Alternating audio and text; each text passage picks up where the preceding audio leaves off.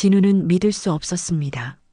아버지를 모텔에 보내놓고 자신은 다른 남자와 함께 그 모텔에 들어갔다는 말입니까?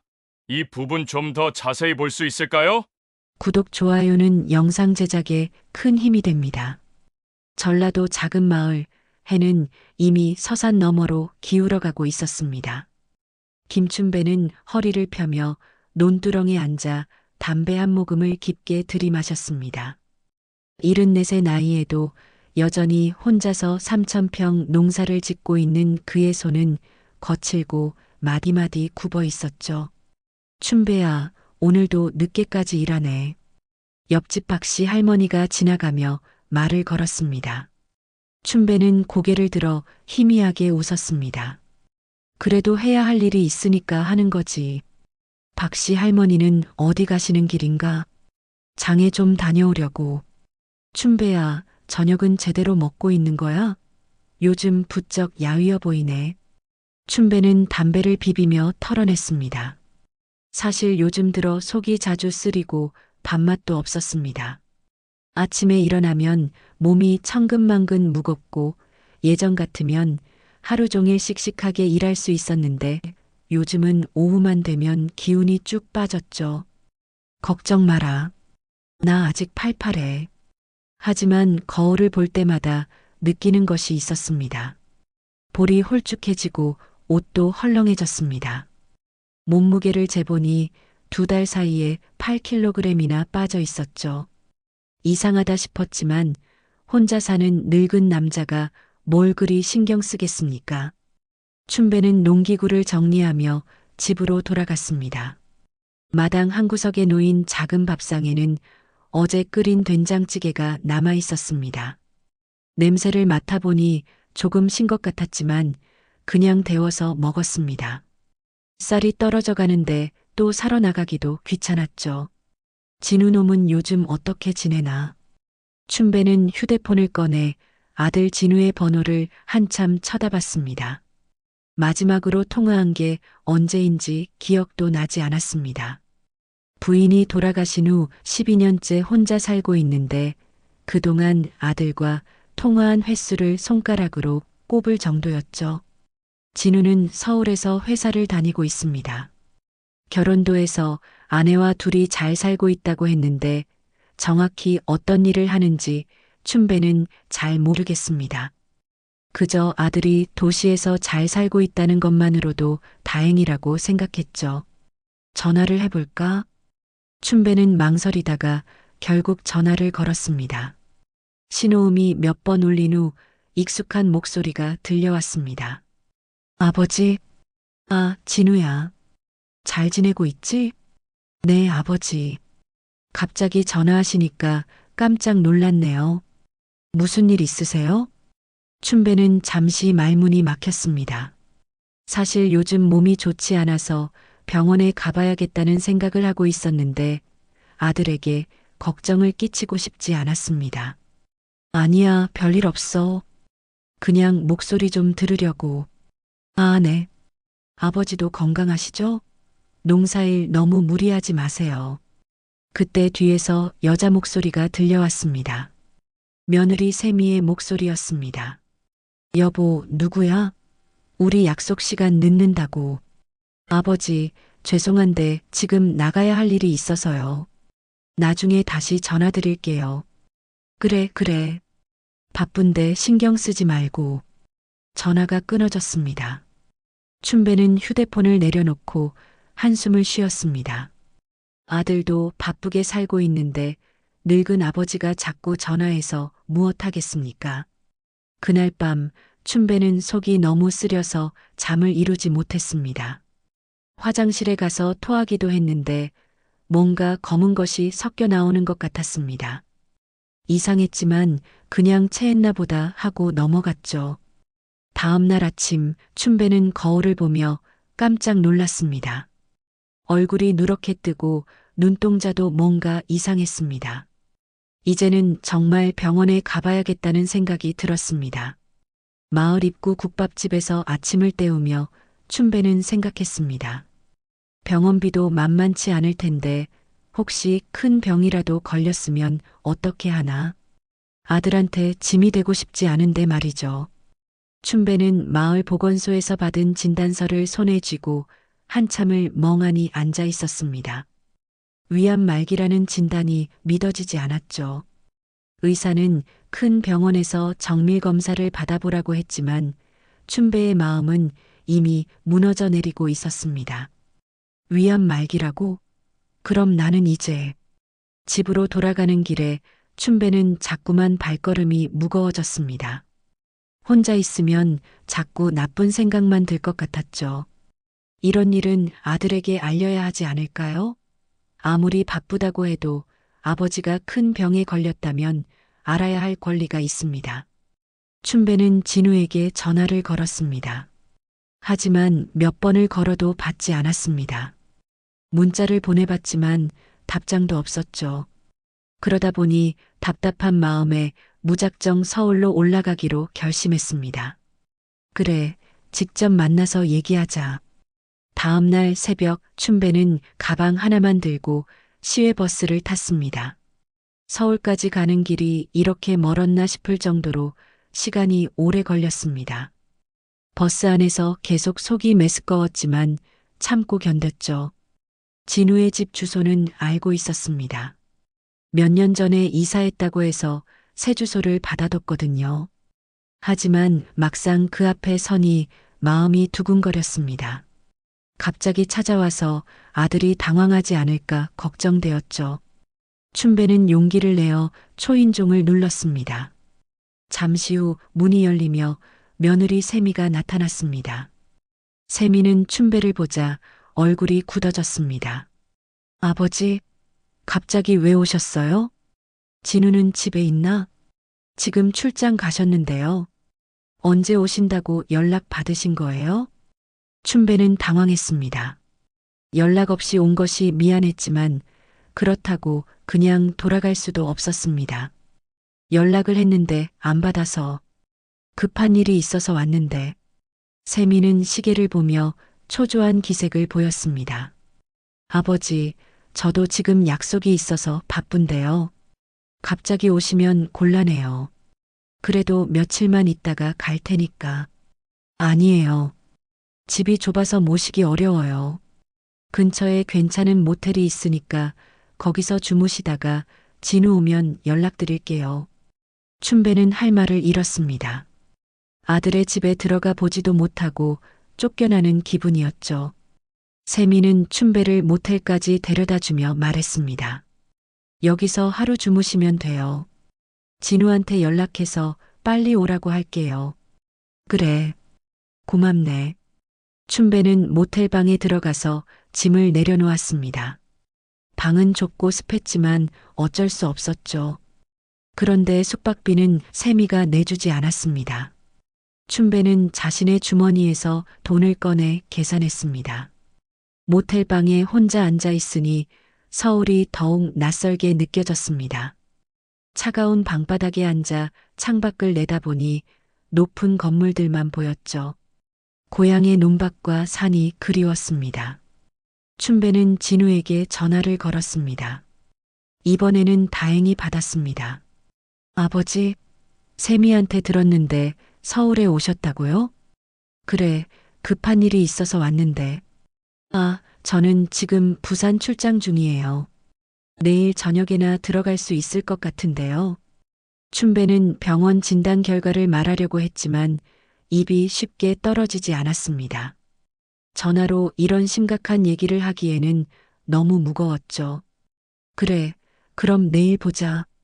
네, 아버지. 불편하시더라도 하루만 참아주세요. 전화를 끊고 나니 춘배는 더욱 외로웠습니다. 아들은 출장 중이고 며느리는 차갑게 대했습니다. 자신이 여기 있는 것이 짐이 되는 것 같았죠. 그날 밤 춘배는 모텔 침대에 누워서 천장을 바라봤습니다. 형광등이 깜빡거리며 지직거리는 소리가 났습니다. 고향에서는 밤이 되면 벌레 소리와 바람 소리가 들렸는데 여기서는 자동차 소리와 사람들의 웃음소리만 들렸습니다. 내가 왜 여기 있나? 춘배는 자신이 초라해 보였습니다. 아들한테 위암 말기라는 소식을 전하러 왔는데 결국 모텔에서 혼자 밤을 보내고 있으니 말이죠.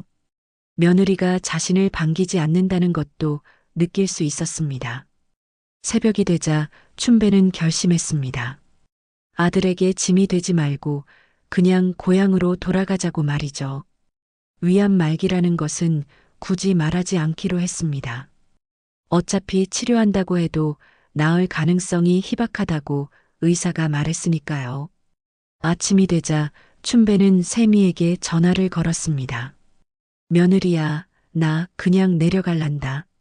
아무 말 말고 몸만 조심해라. 춘배가 모텔을 나서는 모습을 본 사람이 있었습니다. 마침 그 길을 지나던 동네 지인 김씨 아저씨였죠. 김씨 아저씨는 춘배를 알아보고 깜짝 놀랐습니다. 저 사람이 춘배 아니야? 왜 저런 곳에서 나오지? 김씨 아저씨는 춘배에게 다가가려 했지만 춘배가 이미 택시를 타고 떠난 후였습니다. 뭔가 이상하다 싶어서 김씨 아저씨는 진우에게 전화를 걸었습니다. 진우야, 너 아버지 지금 서울에 계신 거야? 네. 아, 네. 어떻게 아셨어요? 방금 모텔에서 나오시는 걸 봤는데 혹시 무슨 일 있으신 거야? 진우는 순간 머리가 하얘졌습니다. 아버지가 모텔에서 나오셨다고요? 집에 모시지 않고 모텔에서 주무시게 했다는 말입니까? 아저씨, 정확히 어디서 보셨어요? 동대문구 그 모텔 있잖아. 거기서 나오시더라고. 진우는 급히 부산 출장을 취소하고 서울로 올라왔습니다. 마음이 급해서 고속도로를 달리는 동안 계속 아버지에게 전화를 걸었지만 받지 않으셨습니다. 집에 도착한 진우는 세미에게 따졌습니다. 세미야, 아버지를 왜 모텔에서 주무시게 했어? 갑자기 오셨잖아. 미리 연락도 안 하고. 집이 좁아서 어쩔 수 없었어. 그래도 그렇지 모텔이라니. 아버지가 얼마나 서운하셨겠어. 세미는 대수롭지 않게 말했습니다. 하룻밤 자는 게 뭐가 그리 큰일이야. 너무 예민하게 생각하지 마. 진우는 급히 모텔로 달려갔습니다. 하지만 춘배는 이미 체크아웃한 후였습니다. 카운터 직원에게 물어보니 아침 일찍 짐을 들고 나가셨다고 했습니다. 혹시 CCTV 좀 볼 수 있을까요? 제 아버지인데 걱정이 되어서요. 손님이시라면 가능하죠. 진우는 CCTV를 보며 아버지가 어디로 가셨는지 확인하려고 했습니다. 그런데 영상을 보던 중 깜짝 놀랄 일이 벌어졌습니다. 어젯밤 9시쯤 세미가 모텔에 들어오는 모습이 찍혀 있었습니다. 그리고 잠시 후 30대 후반쯤 되어 보이는 잘 차려입은 남자와 함께 재입장하는 모습도 보였죠. 진우는 믿을 수 없었습니다. 아버지를 모텔에 보내놓고 자신은 다른 남자와 함께 그 모텔에 들어갔다는 말입니까? 이 부분 좀 더 자세히 볼 수 있을까요? 영상을 더 자세히 보니 세미와 그 남자가 모텔 로비에서 나누는 대화가 들렸습니다. 소리가 작아서 잘 안 들렸지만 입모양을 보니 대충 짐작할 수 있었습니다. 아버지 보냈다니까 이제 우리도 쉬자. 진우는 주먹을 불끈 쥐었습니다. 세미가 그런 사람이었다니 믿을 수 없었죠. 아버지를 모텔에 보내놓고 자신은 불륜을 저지르다니 말입니다. 진우는 급히 집으로 돌아가 세미를 추궁했습니다. 세미야, 어젯밤에 어디 있었어? 집에 있었지. 왜? 거짓말하지 마. 모텔 CCTV 다 봤어. 세미의 얼굴이 순간 굳어졌습니다. 하지만 곧 태연한 척 했습니다. 무슨 소리야? 나 집에서 드라마 봤는데. 그럼 이 남자는 누구야? 진우는 휴대폰으로 찍은 CCTV 영상을 보여줬습니다. 세미는 더 이상 부정할 수 없었죠. 진우야, 이건 오해야. 그냥 회사 동료인데 급한 일이 있어서. 회사 동료랑 모텔에 가는 게 정상이야? 그것도 내 아버지 보낸 그 모텔에? 세미는 오히려 화를 냈습니다. 당신 아버지 언제까지 우리 집에 들락날락하게 할 건데? 나도 내 인생 있어. 내 인생이 뭐야? 그럼 남편 몰래 바람 피우는 게 당신 인생이야? 바람이 아니라 사업관계라고. 너무 의심하지 마. 진우는 그제야 기억이 났습니다. 몇 달 전부터 세미가 어떤 사업을 한다고 했었죠. 그때 만난 사업 파트너가 바로 그 남자였습니다. 하지만 사업 관계라고 해서 모텔에 가는 것이 정당화되는 건 아니었습니다. 사업 관계면 사무실에서 만나지 왜 모텔에서 만나는 거야? 그건 조용한 곳에서 중요한 얘기를 해야 해서. 세미의 변명은 갈수록 궁색해졌습니다. 진우는 세미의 휴대폰을 보려고 했지만 세미가 강하게 거부했습니다. 휴대폰 좀 봐도 돼? 안 돼. 개인 사생활이야. 부부 사이에 뭔 개인 사생활이야? 진우가 억지로 휴대폰을 빼앗으려고 하자 세미가 소리를 질렀습니다. 폭력이야. 도둑이야. 이웃들이 나와서 말리는 바람에 진우는 휴대폰을 확인할 수 없었습니다. 오히려 세미가 경찰에 신고를 했습니다. 여보세요, 경찰서요?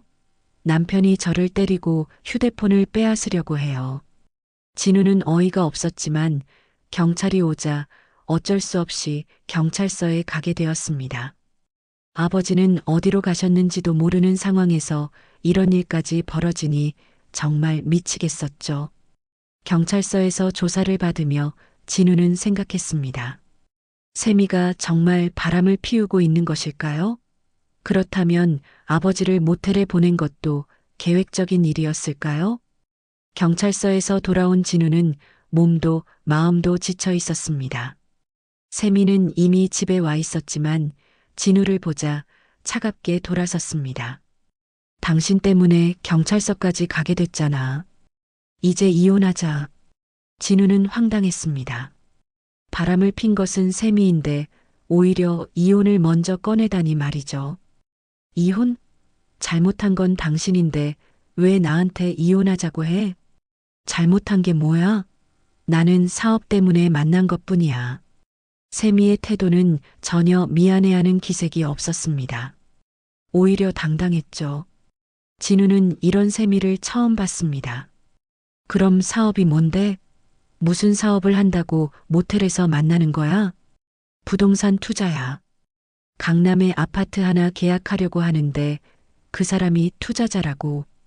진우는 처음 듣는 얘기였습니다. 세미가 언제부터 부동산 투자에 관심이 있었나요? 부동산 투자?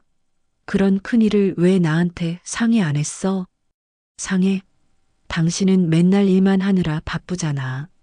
그리고 내 돈으로 하는 건데 왜 상의해야 해? 세미가 말하는 내 돈이라는 표현이 진우의 가슴을 찔렀습니다. 결혼한 지 8년이나 됐는데 아직도 내 돈을 따지다니 말이죠. 그때 세미의 휴대폰이 울렸습니다. 세미는 재빨리 휴대폰을 집어들고 다른 방으로 들어갔습니다. 진우는 귀를 기울여 들어봤습니다. 응, 자기야. 어제 고마웠어. 네. 아, 그거 말고 다른 걸로 바꿔야겠어. 남편이 눈치채서. 진우는 문틈으로 들리는 세미의 목소리에 소름이 돋았습니다. 자기야라고 부르는 상대는 분명 그 남자일 것입니다. 그리고 다른 걸로 바꿔야겠다는 말은 무슨 뜻일까요? 세미가 통화를 마치고 나오자 진우가 물었습니다. 방금 누구랑 통화했어? 회사 동료야. 내일 회의 때문에. 회사 동료를 자기야라고 불러? 세미의 얼굴이 잠깐 굳어졌습니다. 뭔 소리야? 언제 내가 그랬다고? 방금 들었는데? 잘못 들은 거야. 사기야라고 했어. 사기꾼 같은 고객 때문에 화나서. 세미의 거짓말은 점점 더 어설퍼졌습니다. 진우는 더 이상 참을 수 없었습니다. 세미야, 솔직히 말해. 그 남자랑 무슨 사이야? 사업 파트너라고 몇 번을 말해야 알아듣겠어? 그때 세미의 휴대폰에 문자가 왔습니다. 세미가 확인하는 순간 얼굴이 하얘졌습니다. 진우가 얼른 휴대폰을 보려고 했지만 세미가 재빨리 숨겼죠. 뭔 문자야? 스팸 문자야.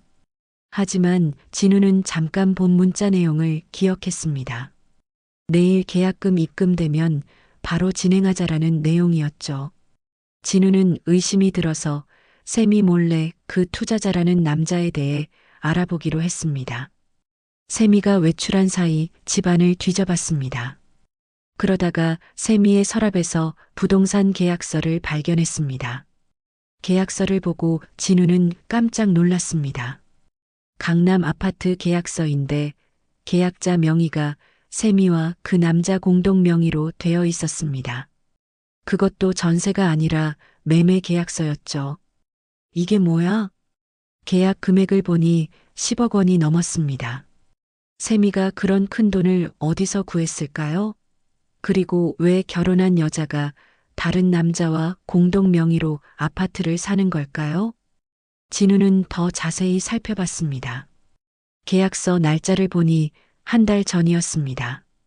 그럼 세미가 한 달 전부터 이 일을 계획하고 있었다는 말입니까? 그때 또 다른 서류를 발견했습니다. 이혼 동의서 초안이었습니다. 세미가 미리 작성해 둔 것 같았죠. 거기에는 재산 분할에 대한 내용도 적혀 있었습니다. 진우는 몸이 떨렸습니다. 세미가 이혼을 계획하고 있었던 것입니다. 그리고 그 남자와 함께 새로운 삶을 준비하고 있었던 거죠. 세미가 돌아오자 진우는 계약서를 들이밀었습니다. 이게 뭐야? 왜 다른 남자랑 공동 명의로 아파트를 샀어? 세미는 당황했지만 이내 태연해졌습니다. 사업 투자라고 했잖아. 공동 투자니까 공동 명의인 거야. 그럼 이 이혼 동의서는 뭐야? 그건 만약을 대비한 거야. 당신이 너무 의심하고 간섭해서. 진우는 더 이상 세미의 거짓말을 들을 수 없었습니다. 세미야, 이제 그만해. 다 안다고. 당신이 그 남자랑 바람 피우고 있다는 것도, 이혼하려고 계획하고 있다는 것도, 세미는 이제 숨길 수 없다는 걸 깨달았는지 본색을 드러냈습니다. 그래, 맞아. 나는 이제 당신과 살기 싫어. 그리고 당신 아버지도 마찬가지야. 늙은이가 우리 집에 와서 뭐 하려고 그래? 진우는 아버지 얘기가 나오자 더욱 화가 났습니다. 아버지가 뭘 잘못했다고 그래? 잘못? 갑자기 와서 우리 계획 다 망쳐놨잖아. 원래는 어제 계약 마무리하려고 했는데. 세미의 말에서 진우는 충격적인 사실을 알게 되었습니다. 아버지가 오신 것 때문에 세미의 계획이 틀어졌다는 뜻이었습니다. 그럼 아버지를 모텔에 보낸 것도 계획적이었다는 거야? 당연하지. 그 늙은이 때문에 일이 복잡해질까 봐서. 진우는 주먹을 불끈 쥐었습니다. 세미가 이렇게 냉정한 사람이었다니 믿을 수 없었습니다. 진우는 세미와의 다툼 중에도 계속 아버지 생각이 났습니다. 아버지가 어디로 가셨는지, 지금 어떻게 지내고 계시는지 걱정이 되었죠. 급히 아버지에게 전화를 걸었지만 여전히 받지 않으셨습니다. 아버지, 어디 계세요? 연락 좀 주세요. 문자를 보내도 답장이 없었습니다. 진우는 불안해졌습니다. 혹시 아버지가 화가 나서 고향으로 돌아가신 건 아닐까요? 그때 춘배는 서울역에서 고향으로 가는 기차를 기다리고 있었습니다. 마음이 너무 무거웠죠. 서울에 와서 아들을 만나려고 했는데 결국 며느리에게 쫓겨나듯 나온 꼴이 되었습니다. 이럴 거면 왜 왔나? 춘배는 가방 속에 있는 병원 진단서를 만졌습니다. 위암 말기라는 진단을 아들에게 알리려고 왔는데 결국 말도 못하고 돌아가게 되었습니다. 아들에게 짐이 되고 싶지 않았는데 이미 짐이 된 것 같았죠. 기차를 기다리는 동안 춘배는 속이 더욱 쓰려왔습니다. 아침부터 아무것도 먹지 못했는데 밥맛도 없었습니다. 그러다가 갑자기 어지러움을 느꼈습니다. 춘배는 벤치에 앉으려고 했지만 다리에 힘이 빠져서 그대로 쓰러졌습니다. 지나가던 사람들이 놀라서 달려왔죠. 아저씨, 괜찮으세요? 119 불러요, 빨리. 춘배는 의식을 잃었습니다. 구급차가 와서 가장 가까운 병원 응급실로 실려갔죠. 응급실에서 의사는 춘배의 상태를 확인했습니다. 혈압이 많이 떨어져 있었고 빈혈 증세도 심했습니다. 춘배의 가방에서 전라도 병원 진단서를 발견한 의사는 놀랐습니다. 위암 말기 환자시네요. 보호자 연락처가 있나요? 간호사가 춘배의 휴대폰에서 진우의 번호를 찾아 연락했습니다. 여보세요. 김춘배 씨의 아들분이신가요? 아버님이 응급실에 실려오셨습니다. 진우는 깜짝 놀라서 급히 병원으로 달려갔습니다. 세미는 따라오지 않았습니다. 지금 네일샵 예약 있어서 바쁘다며 무시했죠. 병원에 도착한 진우는 의사에게서 충격적인 소식을 들었습니다. 아버님이 위암 말기 진단을 받으셨네요. 언제부터 아셨나요? 네. 위암 말기요? 진우는 아무것도 몰랐습니다.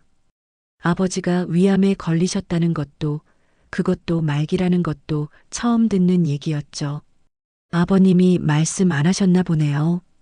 상태가 많이 안 좋습니다. 수술은 어려울 것 같고 항암 치료를 해도 효과를 기대하기 힘든 상황입니다. 진우는 머리가 하얘졌습니다. 아버지가 위암 말기라니 믿을 수 없었습니다. 그럼 아버지가 서울에 오신 이유가 이 얘기를 하려고 하신 건가요? 아버지가 언제부터 아프셨을까요? 진단서를 보니 며칠 전에 받으신 것 같습니다. 하지만 증상은 몇 달 전부터 있으셨을 것 같네요. 진우는 자책감이 들었습니다. 아버지가 몇 달 전부터 아프셨는데 자신은 전혀 몰랐던 것입니다. 바쁘다는 핑계로 아버지께 안부 전화도 제대로 안 드렸죠. 춘배가 깨어나자 진우는 아버지 곁으로 달려갔습니다. 아버지, 괜찮으세요? 춘배는 진우를 보고 미안한 표정을 지었습니다. 진우야, 너 일 바쁜데 왜 왔나? 괜찮으니까 돌아가. 아버지, 위암이라고 들었어요. 왜 말씀 안 하셨어요? 춘배는 한숨을 쉬었습니다. 결국 들켜버렸네요. 말해봤자 너한테 짐만 될까 봐서. 무슨 소리세요? 아버지가 아프신데 어떻게 짐이에요?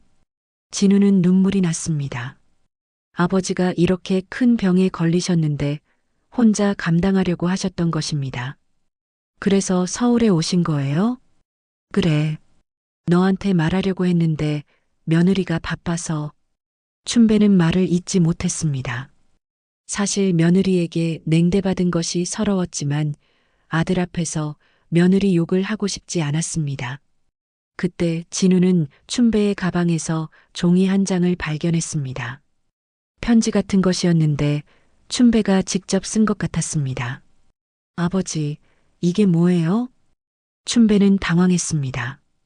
그것은 진우에게 쓴 마지막 편지였습니다. 아, 그건... 진우는 편지를 읽어봤습니다. 진우야, 내 탓이다. 너 고생하지 말고 네 가정 지켜라. 아버진 그저 고마웠다. 편지를 읽던 진우는 울음을 터뜨렸습니다. 아버지가 이런 마음으로 계셨다니 정말 미안했습니다. 아버지, 왜 이런 편지를 쓰셨어요? 너한테 짐이 되고 싶지 않아서 그냥 조용히 가려고 했는데. 진우는 아버지의 손을 꽉 잡았습니다. 아버지, 앞으로는 제가 모실 거예요. 병원비 걱정도 하지 마시고 치료에만 집중하세요. 그때 진우의 휴대폰이 울렸습니다. 세미에게서 온 전화였습니다. 여보, 언제 와? 약속 시간 늦는다고. 세미야, 아버지가 위암 말기래. 지금 병원에 있어.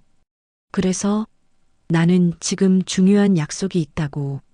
네일샵 예약 취소하면 위약금 나와. 진우는 어이가 없었습니다. 시아버지가 위암 말기라는데 네일샵이 더 중요하다는 말입니까? 세미야, 좀 와줘. 아버지가 많이 아프셔. 아니야, 바빠. 너 혼자 처리해. 전화가 끊어졌습니다. 춘배는 전화 내용을 다 들었습니다. 진우야, 며느리 바쁘면 혼자 오지 말라고 해라. 아니에요, 아버지. 세미가 와야죠. 하지만 세미는 끝내 병원에 오지 않았습니다. 진우는 그날 밤 병원에서 아버지를 돌봤습니다. 아버지의 야윈 얼굴을 보며 그동안 자신이 얼마나 무관심했는지 깨달았습니다. 병원에서 밤을 보낸 진우는 아버지의 잠든 모습을 바라보며 많은 생각을 했습니다. 그동안 자신이 얼마나 부족한 아들이었는지 깨달았죠. 아버지가 혼자서 농사 짓고 계시는 동안 자신은 서울에서 바쁘다는 핑계로 안부 전화 한 통 제대로 드리지 않았습니다. 아침이 되자 진우는 회사에 사정을 얘기하고 휴가를 냈습니다. 세미에게도 전화를 걸었지만 받지 않았습니다. 문자로 아버지 상황을 알려도 답장이 없었죠. 아버지, 고향으로 내려가실까요? 익숙한 곳에서 치료받으시는 게 어떨까요? 춘배는 고개를 끄덕였습니다. 서울 병원보다는 고향 근처 병원이 마음 편할 것 같았죠. 그래, 고향이 좋겠다. 하지만 진우야, 너는 서울에서 일해야 하지 않니? 아니에요.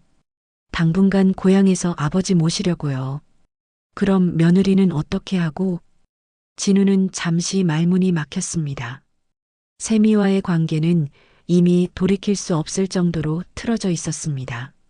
하지만 아버지 앞에서 그런 얘기를 하고 싶지 않았죠. 세미 일은 나중에 정리할게요. 지금은 아버지가 더 중요해요.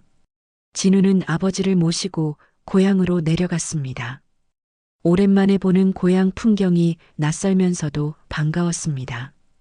어릴 때 뛰어놀던 논밭들이 그대로 있었고 아버지가 혼자서 갖고 온 농작물들이 자라고 있었죠. 아버지, 집이 이렇게 쓸쓸했나요? 춘배의 집은 너무 조용했습니다. 혼자 사시는 흔적들이 곳곳에 보였습니다. 냉장고에는 며칠 된 반찬 몇 개만 있었고 식탁에는 혼자 쓰는 작은 그릇들만 놓여 있었습니다. 혼자 살면 이런 거야. 뭐하러 크게 차려 먹겠니?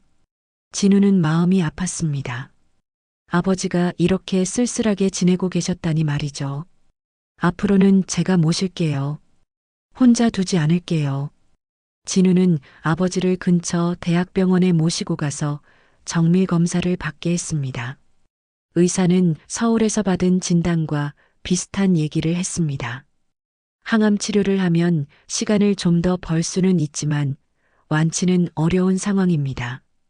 환자분 연세도 있으시고 그래도 해볼 수 있는 치료는 다 해보고 싶습니다. 진우는 포기하고 싶지 않았습니다. 아버지와 함께할 시간이 얼마 남지 않았다면 그 시간이라도 소중하게 보내고 싶었죠. 치료를 시작하면서 진우는 아버지와 함께 시간을 보내기 시작했습니다. 아버지가 혼자서 하시던 농사일도 도왔습니다. 처음에는 서툴렀지만 점점 익숙해졌죠. 진우야, 너 도시에서만 살아서 농사일 어려울 텐데. 처음에는 어려웠는데 하다 보니 괜찮아요. 아버지가 혼자서 이 넓은 농사를 다 지으셨다니 대단하세요. 춘배는 아들이 자신의 일을 이해해 주려고 노력하는 모습이 고마웠습니다. 그동안 아들이 농사일을 힘들어할까봐 혼자서 다 해왔는데 막상 같이 해보니 나쁘지 않았죠. 저녁 때가 되면 진우는 아버지와 함께 밥을 먹었습니다.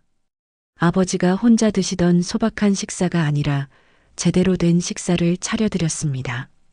아버지, 입맛 없으시죠? 항암 치료 받으시면서 힘드실 텐데. 그래도 너랑 같이 먹으니까 맛있네. 어느 날 저녁 아버지와 함께 앉아 있을 때 춘배가 옛날 얘기를 꺼냈습니다. 진우야, 너 어릴 때 기억나니? 시장에서 도시락 사준 거. 진우는 갑자기 어린 시절 기억이 떠올랐습니다. 아버지가 시장에 데리고 가서 도시락을 사주셨는데 자신은 먹지 않으셨던 기억이 났죠. 아, 그때요. 아버지는 왜 안 드셨어요? 그때 돈이 부족해서 너 하나 사주면 나는 못 먹었지. 춘배는 웃으며 말했지만 진우는 가슴이 아팠습니다. 아버지가 자신을 위해 굶으셨다는 것을 이제야 알았습니다. 아버지, 그때 왜 말씀 안 하셨어요? 어린 놈이 뭘 알겠니? 그냥 아버지는 배가 안 고프다고 했지. 진우는 눈물이 났습니다. 아버지가 평생 자신을 위해 희생하셨는데 자신은 그것도 모르고 살았던 것입니다. 아버지, 이제라도 제가 잘할게요. 꼭 나와서 손주도 안겨주세요. 손주? 며느리랑은 어떻게 됐니? 진우는 세미와의 문제를 아버지께 털어놓을까 고민했습니다. 하지만 아버지가 아프신 상황에서 걱정을 끼치고 싶지 않았죠. 아직 잘 모르겠어요. 일단 아버지 치료에만 집중하려고요. 사실 세미는 며칠 전부터 연락이 끊어진 상태였습니다. 진우가 고향에 내려온 후로 전화도 받지 않고 문자 답장도 하지 않았죠. 그런데 며칠 후 세미에게서 연락이 왔습니다. 하지만 안부를 묻는 연락이 아니었습니다. 진우야, 이혼 서류 보낼게. 서명해서 보내줘. 갑자기 왜 그래? 아버지 상황도 있는데. 그래서 더 빨리 정리하고 싶어. 당신도 아버지 돌보느라 바쁠 텐데 복잡한 거 빨리 끝내자. 진우는 어이가 없었습니다. 아버지가 위암 말기인 상황에서 이혼 서류를 보낸다니 말이죠. 세미야, 아버지가 나으면 그때 얘기하자. 아니야. 지금 당장 처리해야 해. 내가 이미 변호사랑 상담받았어. 전화가 끊어졌습니다. 진우는 한숨을 쉬었습니다. 세미는 정말 냉정한 사람이었습니다. 하지만 진우는 세미 때문에 흔들리지 않기로 했습니다. 지금은 아버지가 더 중요했으니까요. 아버지의 치료가 시작된 지 한 달이 지났습니다. 진우는 매일 병원에 모셔다 드리고 집에서도 정성껏 돌봤습니다. 항암 치료 부작용으로 아버지가 많이 힘들어 하셨지만 그래도 아들과 함께 있다는 것만으로도 기뻐하셨죠. 그런데 며칠 전부터 진우는 이상한 느낌이 들었습니다. 세미가 너무 조용했거든요. 이혼 서류를 보내겠다고 했으면서 정작 아무 연락이 없었습니다. 진우는 궁금해서 서울에 있는 친구에게 부탁해서 집 상황을 확인해 달라고 했습니다. 친구가 확인해 보니 세미는 집에 있지 않았고 이사한 것 같다고 했습니다. 진우야, 내 집에 아무도 없는 것 같아. 우편함에 택배가 쌓여 있고 전기도 나간 것 같더라. 진우는 급히 서울로 올라갔습니다. 집에 가보니 정말로 세미가 없었습니다. 옷도 없어지고 중요한 물건들도 다 가져간 상태였죠. 그때 진우는 세미가 남겨둔 서류들을 발견했습니다.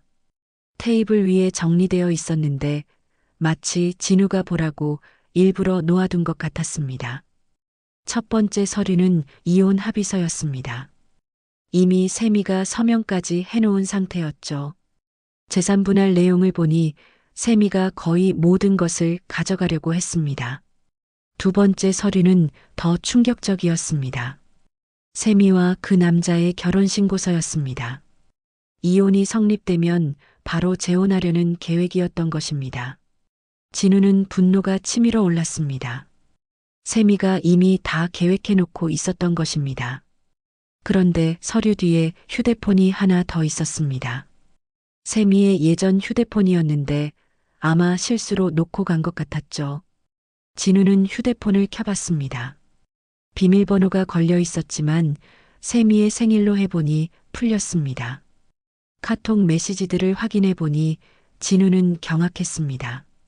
세미와 그 남자의 대화 내용이 그대로 남아 있었습니다. 자기야, 그 늙은이 뒷정리 끝났어. 내일 계약금 들어오면 바로 이혼 서류 띄우자. 고생했어. 시아버지가 갑자기 와서 계획이 틀어질 뻔했네. 맞아. 그래서 빨리 모텔로 보냈잖아. 우리 일 방해받기 싫어서. 역시 내 여자가 똑똑해. 이제 진우 그 바보는 영영 안녕이지. 진우는 손이 떨렸습니다. 세미가 아버지를 그 늙은이라고 부르고 자신을 바보라고 했다니 믿을 수 없었습니다. 더 충격적인 것은 다음 대화였습니다. 근데 시아버지 위암이라며? 얼마나 살 것 같아? 의사가 길어야 반년이라고 했어. 그러면 더 좋지. 유산도 생기고. 맞아. 농지 팔면 꽤 돈 될 텐데. 진우는 휴대폰을 바닥에 던질 뻔했습니다. 세미가 아버지의 죽음까지 계산해 넣고 있었다니 정말 악마 같은 여자였습니다. 진우는 더 이상 참을 수 없었습니다. 모든 증거를 정리해서 세미를 찾아가기로 했습니다. 그 남자와 함께 산다는 강남 아파트 주소도 알고 있었거든요. 아파트에 가서 세미를 불러내게 했습니다. 세미는 당황한 기색을 보였지만 이내 태연한 척했습니다. 진우야, 왜 여기까지 와? 이혼 서류 서명은 했어? 서명하기 전에 할 얘기가 있어. 진우는 세미의 휴대폰을 보여줬습니다. 세미의 얼굴이 하얘졌습니다. 이게 뭐야? 내 휴대폰을 왜 가져왔어? 당신이 놓고 간 거야. 그리고 이 대화 내용들도 다 봤어. 진우는 프린트해온 카톡 대화 내용을 세미에게 보여줬습니다. 세미는 더 이상 변명할 수 없었습니다. 그 늙은이 뒷정리 끝? 내 아버지를 그렇게 부르는 거야? 그건 화가 나서 그런 거야. 화가 나서? 그럼 아버지가 죽기를 바란다는 것도 화가 나서 한 말이야? 세미는 말문이 막혔습니다. 그때 그 남자가 나타났습니다. 세미야, 무슨 일이야? 진우는 그 남자를 보자 더욱 화가 났습니다. 당신이 내 아내를 꼬신 거군요. 꼬신 게 아니라 진정한 사랑이에요. 세미가 당신과는 행복할 수 없다고 했거든요. 진우는 주먹을 불끈 쥐었습니다.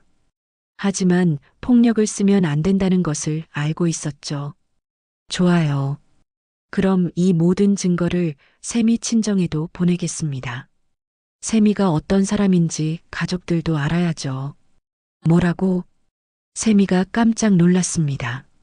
친정에 알려지는 것만은 피하고 싶었거든요. 그리고 당신들이 계획한 모든 것도 다 알리겠어요. 불륜도, 재산 빼돌린 것도, 내 아버지를 모욕한 것도. 진우는 정말로 세미의 친정과 친구들에게 모든 자료를 보냈습니다. 카톡 대화 내용, 모텔 CCTV, 부동산 계약서, 모든 것을 말이죠. 며칠 후 세미의 어머니에게서 전화가 왔습니다. 진우야, 정말 미안하다. 우리 세미가 그런 짓을 했는지 몰랐어. 어떻게 시아버지를 그렇게 대할 수가 있니? 세미의 가족들도 모두 세미를 비난했습니다. 특히 시아버지가 위암 말기라는 것을 알고도 그렇게 행동했다는 사실에 분노했죠. 진우는 변호사를 선임해서 이혼 소송을 제기했습니다. 세미가 요구한 재산 분할은 인정하지 않고 오히려 세미의 불륜과 배신에 대한 위자료를 요구했습니다. 세미 씨, 당신의 행동은 용서받을 수 없습니다. 특히 시아버지를 모욕한 것은 인간적으로 있을 수 없는 일입니다. 변호사도 세미의 행동에 경악했습니다. 결국 세미는 아무것도 가져가지 못하고 이혼하게 되었습니다. 세미와의 이혼이 정리된 후 진우는 고향으로 돌아와 아버지께 모든 상황을 말씀드렸습니다. 춘배는 처음에는 놀라셨지만 이내 담담하게 받아들이셨죠. 진우야, 미안하다. 내 때문에 너희 부부가 헤어지게 됐구나. 아니에요, 아버지. 세미가 원래 그런 사람이었어요. 아버지 때문이 아니라 언젠가는 이렇게 됐을 거예요. 진우는 아버지가 자책하지 않으셨으면 좋겠다고 생각했습니다. 오히려 세미의 본성을 일찍 알게 되어서 다행이라고 말씀드렸죠. 그래도 손주를 못 안겨드려서 죄송해요. 손주는 나중 일이고 지금은 너만 있으면 된다. 이렇게 같이 있을 수 있어서 아버지는 행복해. 춘배의 병세는 의사의 예상보다 조금 나았습니다. 항암 치료 효과도 있었고 무엇보다 아들과 함께 지내면서 마음이 편안해지신 것 같았죠. 완치는 어려웠지만 예상보다 시간을 더 벌 수 있었습니다. 진우는 아버지와 함께 보내는 시간을 소중히 여겼습니다. 매일 아침 함께 농사일을 했고 저녁에는 함께 앉아서 차를 마시며 이런저런 얘기를 나누었습니다. 아버지, 평생 농사만 지으시면서 힘들지 않으셨어요? 힘들긴 했지. 하지만 너를 키우는 재미가 있었으니까. 특히 내가 대학 갈 때는 정말 뿌듯했어. 그때 등록금 마련하느라 고생 많이 하셨죠? 그런 건 고생이 아니야. 부모된 돌이지. 춘배는 아들과 함께 보내는 나날들이 인생에서 가장 행복한 시간이라고 했습니다. 비록 병은 있었지만 아들이 옆에 있어서 외롭지 않았거든요. 몇 달이 지나면서 마을 사람들도 진우를 반겨주었습니다. 특히 혼자 계신 어르신들이 진우를 좋아하셨죠. 진우야, 요즘 우리 마을에 혼자 계신 할머니, 할아버지들이 많은데 가끔 안부 좀 여쭤봐드리면 어떨까? 춘배가 제안했습니다. 진우도 좋은 생각이라고 했죠. 그럼 아버지랑 같이 돌아볼까요? 진우와 춘배는 마을에 홀로 계신 어르신들을 찾아뵙기 시작했습니다. 안부도 여쭙고 필요한 일이 있으면 도와드렸죠. 병원에 모셔다 드리기도 하고 장보기 어려우신 분들은 대신 장도 봐드렸습니다. 진우 아버지, 아들이 효자네. 아들 복이 있어. 마을 어르신들이 춘배를 부러워했습니다. 춘배는 마음이 뿌듯했죠. 그러던 어느 날 진우에게 좋은 아이디어가 떠올랐습니다. 아버지, 마을에 무료 급식소를 만들면 어떨까요? 혼자 계신 어르신들이 많으니까 함께 밥 먹을 수 있는 곳이 있으면 좋을 것 같아요. 그거 좋은 생각이네. 하지만 돈이 많이 들 텐데. 세미와 이혼하면서 받은 위자료랑 제 적금을 쓰면 될 것 같아요. 그리고 아버지 농지 일부도 팔면 운영비는 충분할 거예요. 춘배는 아들의 제안에 감동했습니다. 자신의 어려운 상황에서도 다른 사람들을 생각하는 아들이 자랑스러웠죠. 그럼 우리 같이 해보자. 진우는 마을 이장님과 상의해서 무료 급식소 계획을 세웠습니다. 마을회관 옆에 작은 건물을 짓기로 했고 마을 주민들도 적극적으로 도와주겠다고 했습니다. 공사가 시작되고 2달 후 작지만 아늑한 급식소가 완성되었습니다. 진우는 간판을 만들면서 고민했습니다. 어떤 이름을 붙일까 하다가 아버지의 이름을 따서 춘배 식당이라고 정했습니다. 아버지 이름으로 하면 어떨까요? 아버지가 마을을 위해 평생 애쓰셨으니까요. 춘배는 눈물을 글썽였습니다. 자신의 이름으로 이런 뜻깊은 일을 하게 되다니 믿을 수 없었죠. 고맙다, 진우야. 정말 고마워. 춘배 식당은 개업하자마자 마을 어르신들에게 큰 호응을 얻었습니다.